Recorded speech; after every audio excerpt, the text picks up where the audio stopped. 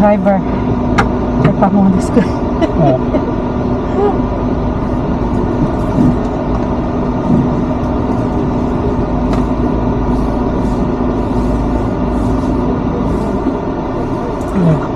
Meron?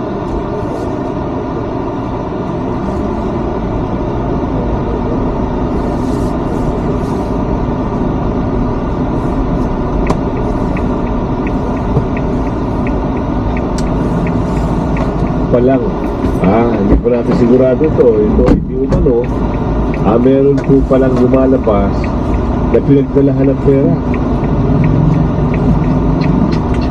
Daming pera. Meron po kasi Kaya nagtututo nga sa po, face 52. na itong mga nasasabi, itong mga pangalan na ito, itong mga itsura na ito, itong pagmumukha na ito, pinagdalahan ho ng kwarta. Oo, di umano. Dami, 3, 1, 2, Pinagdalahan 3, sila. 4, 5, 6, 7. po. Ano magiging ano yan? Si Kiko rin meron? Mga ingay ito. 21. Ha?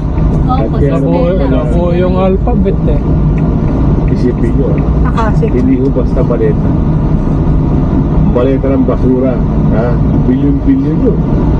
7 times 3, 21. Diba? Ayun yung nai-issue eh. Kaya naman pala itong mga ito, masigasig birahin si Bibisara. At hindi lang yan. Meron din umuugong na balita. Meron po palang ito balita na to. Binulgar dito ng 18 na Marines, ex-Marines, na meron $2 million pinalitan ng yung perang binyo, pinalitan ng US $2 million para ibigay sa mga foreigner. Sino yung mga foreigner na yun? Grabe talaga. Yan pala ang kapalit na ginawa ni Tatay Digo. Yan pala lahat ng kabutihan, lahat ng tulong nila, ito pala kapalit. Takot sila. Bakit? Yari sila talaga sa 2028. Sa dami ng ginawa ni Tatay Digo, na kabutihan, hindi sa kanila, sa mamayang Pilipino, sa milyon-milyon Pilipino. Sa ganda ng ginawa ni Tatay Digo, lalong-lalo na doon sa mga magiging safe ng bansa. Ito pa, pinilit ko na. So ito mga litratong ito yung masigasig na bumila kay Bibisara. Ito yung mga nag-hearing kay Tatay Digo. Yun naman pala. So ngayon, pasok natin itong itong mga ex-Marines na aligasyon. Kanino? Aligasyon ito lumantad sa aligasyon ng mali-malitang pera. At mamaya pag-uusapan mayroong $2 million at nakikipagpulong itong si Triniling. Ayun, sinabi ng mga Marines. Pasok natin. At ngayong araw na ito, ang 18 dating sundalo mula sa Philippine Marines na naging security personnel ni dating Congressman Zaldico. At sa kanilang trabaho sa dating mambabatas, kanilang tinukoy na sila ay naghatid ng pera sa ilang individual kasama mano si Pangulong Marcos Jr. at si dating House Speaker Martin Romualdez. Nakapalag din po sa affidavit mga dating sundalo yung kanila pong personal nilang karanasan ng pagde-deliver ng umano'y mali-malitang pera na aabot po sa 805 billion pesos. Kasama po yung naihatid sa bahay ng Pangulo sa Ilocos Norte, sa Aguado Street sa Malacanang at sa bahay po ito sa Forbes Park. Sa mga 8 billion. Sabagay, maraming masisilaw sa pera. Marami talagang gagawa ng kagaguhan basta ang kapalit ng pera. Diba? Kahit mabuti ng tao, ikaw na yung pinakamagandang magaling na presidente sa history ng Pilipinas na gumawa ng mabuti. Magagawan pa ng istorya dahil billion pa lang pinag-uusapan dito malay-malay ng pera Meron pa akong picture na papakita sa inyo mamaya. Nakakuha din sa isang page. Anak ng bugo. Talagang napakadami na ng pera. Hindi lang natin alam kung aligasyon ba ito. Totoo, bakit may picture? Diba? Sino ang bida doon? Meron taga Marikina. Ano, kompleto sila eh. Yung teacher, yung taga Laguna, taga Batangas, yung nakikita nyo sa tuwad ko, ayun sila. Grabe. Sobra. Tama, idinadawit din ng mga dating sundalo ang ilang mga mambabatas, mga kongresista na muna'y hinakiran din nila ng pera kapalit ang paglagda sa nooy isinusunod Yeah. impeachment complaint laban kay Vice President Sara Duterte. Ang buong detalye sa report ni Eden Santos. Navigating the job market? Narrow your search with LinkedIn job filters. Turn on job alerts to get notified of new opportunities and find the role that's right for you. Kaya mga Pilipino, kaya ng Pilipinas, hawak ng mga mambabatas. Na? Hawak ng politiko ko. Kasi nga 6 years silang wala eh. 6 years silang natigam. Eh kung maaalala ulit si si Sara, ay wala, gutom na naman sila. Wala po tayong ibang maaasahan ngayon na maglalabas ng katotohanan kundi tayong mga mamamayan. Tama. Hindi natin maaasahan ang nasa gobyerno ngayon Totoo yan. na ilabas ang buong katotohanan na walang pinagtatakpan. Ngayon po ay lumabas ang mga dating kasamahan ni Master Sergeant Orly Gutesa sa trabaho bilang security consultant o security personnel ni dating Congressman Zalpi Espo. Yan. Ang mga sundalong ito ay wala na sa serbisyo. Ngunit ang nasabi nila sa akin, ito ang marahil na huling labanan na kanilang papasukin at gusto nilang magpakasundalo sa ating bayan. Ito nagtindigan na ito mga police. Actually, retired na tayong iba. Yung iba, hindi natin alam kung ano yung status pa. So 18 sila. Yung dalawa parang hindi masyadong nag-appeal kasi meron pa raw nagtatrabaho sa gobyerno o active pa raw yung family member. So ngayon, hindi lang yan ang pag-uusap dyan. Meron pang nabanggit dyan. Spanish Yes, kaya- bread yung tinda. Actually, siya pala yung nag-ulgapit Spanish sa bread. Napoles. Ha? Alam niyo ba yung pinag-stop? Siya rin pala. Eh di ibig sabihin, magaling itong abogado na ito. Kasi napakulong Nakakuha ko ng recipe niya.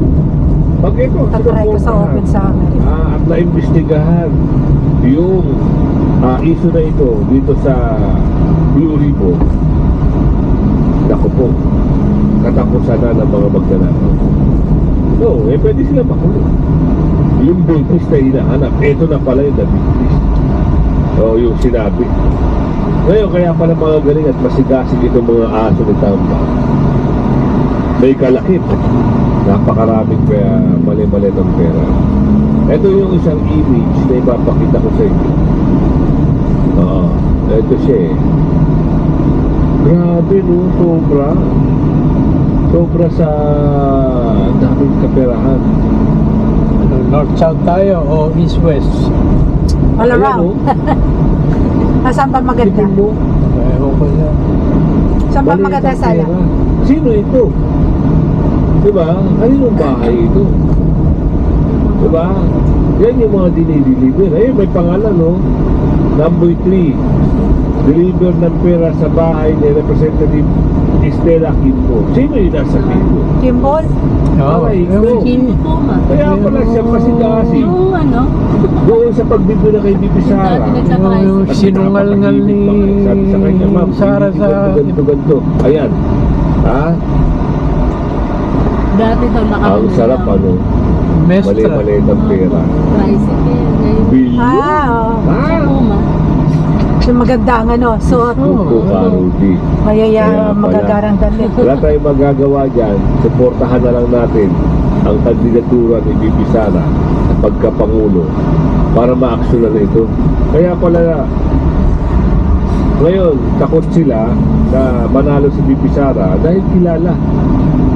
alam na yung gawin.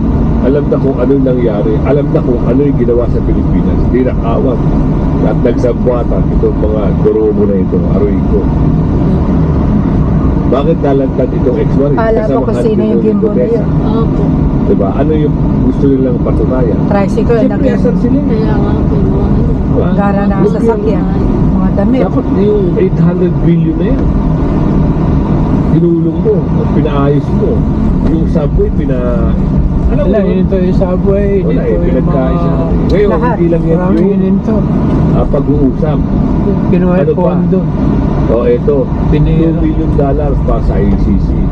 Para sa imbestigahan. Kaya minadali nila eh. Totoo, meron dito Ngayon, malalaman naman niya, masusudsud naman niya kung talagang nagpapalit siya ito. Diba? Meron niya mga resibo. O, kunin na lang yung resibo ng kung saan sila nagpapalit ng US dollar. Madali lang yun.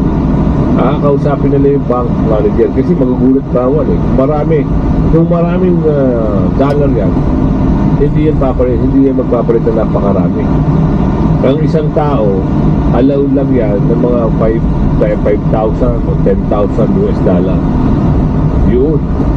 Kasi magugulat mo, bangko, kaya yung money changer, o kung sino man. Kasi money laundering yung lalabas sa dami naman nagtutupera, saan galing pera mo to? Pero ang dami mong daldal ko, pasok. Maring itinanggi ni dating Senador Antonio Trillanes na tumanggap siya ng $2 bilyong mula kay dating Congressman Saldico para sa investigasyon ng ICC sa kaso ni dating Pangulong Rodrigo Duterte. Kaya pala ang sipag-sipag mo, ha? Kaya naman pala, tahimik ka sa issue ng flood control, ultras ka. Kaya pala, kaya naman pala, meron kang $2 million US dollar, magkano kaya kickback mo? Bakit? Hindi ko nadadala sa yung kahit marami kang pera, tapos marami kang nagawang hindi maganda sa kapwa mo. Diyos ko po, baka sa Every change is precise, Impyerno every na change siyang is good. No waiting, pupulutin. no complex prompting, just fast, focused edits. Fast mode, free for a limited time only. Try it now at Revlit.com. kumukulong apoy. Oo, mahirap yan. Marami kang ang pera dito sa lupa. Hindi mabilang ang pera mo, hindi maubos. Pero Naglagay ka ba pagdating ng ng araw, tubig? pagsisisihan mo Opo. talaga. Nagugat ang Wala akong nakita delegasyon dyan sa sa press malaki. conference ng 18 nagpakilalang dating miyembro ng Philippine Marines. Ano, may Ay diversity sabi tayo ng mga sa Marines na inilahad ng abogado ng Maynila. Secretary Levito Maynila. Maligod, tumayo sila bilang mga executive assistant noon ni dating Congressman Saldico. Inutusan naman silang magpalit ng 2 paletang may 56 million Yan. na kumpas ng $2 million. Inihatid daw nila ang bilyon-bilyong pera kay Trillanes para gastusan ng ICC investigation. Si Trillanes tinahan nila ang sumagot sa hotel accommodation, pagkain at sasakyan ng ICC investigators nang dumating ang mga ito sa bansa noong December 2023. Bukod dito, itinahad din sa press con ang pag-deliver o nila ng mali-malitang pera na aabot sa 805 billion pesos sa mga politiko. Kabilang na umano sila Pangulong Bongbong Marcos at dating House Speaker Martin Tomboy pala Romualdez. yun. Pinatid pa raw nila ito sa bahay ng Pangulo sa Fort Squad Nahalikan niya yung maliit na at babae. sa Ilocos Norte. Dati nang pinabulaanan ng Malacanang ang mga alikasyong ganito. Ano ang gagawin Magsasampa naman dito? si Trillanes ng cyber libel cases laban kina Paligod at sa mga ex-marines sa pagpapakalat mo ng maling impormasyon. Ay Hindi siguro mali yan kasi matagal ng issue yan eh. Diba na matagal na yung ganyang diba? Ito analyze lang. Hindi ka na politiko para makisausaw sa politika. Hindi ka naman pasahod ng gobyerno. Diba? Tsaka magagalit lang ang taong bayan sa iyo. Kung ako, halimbawa, iadap. Kaya naman pala, mayroon na i-issue na $2 million US dollar. Ang laking pera niya. Gusto me. Aray ko. Magkanto ang pera na kung di na kaya ubusin. Kaya naman pala mayroon nakita. Tama rin si San nito.